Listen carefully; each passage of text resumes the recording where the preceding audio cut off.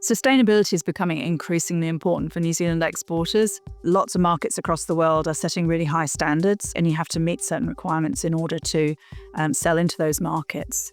It no longer is a nice to have. It really is a business imperative now. My name is Becky Lloyd, and I'm a Beachheads Advisor for NZTE.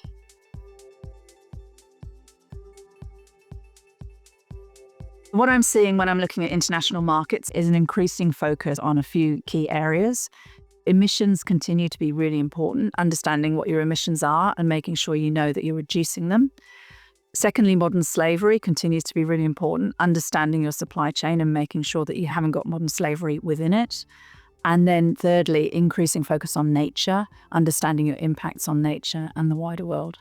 One thing that I'm seeing from procurement people overseas is they're starting to add extra requirements into their checklists.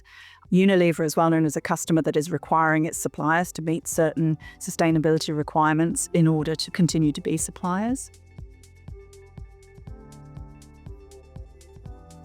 I was working with an exporter in the food and beverage sector who had suddenly started to be asked what their food miles were, and they were starting to be excluded from lists because there's a long journey between New Zealand and the European market. We thought about the overall life cycle emissions of the product.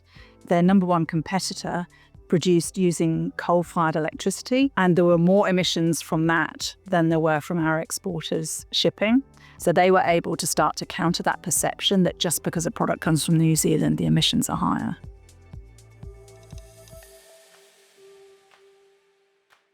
I would start by understanding what your stakeholders most care about, whether that be planet, environmental sustainability or social sustainability.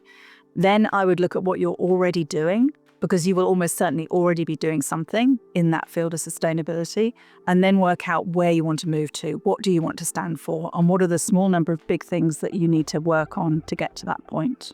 It can be a bit intimidating because it's like a whole new language, but actually the best thing you can do is just start.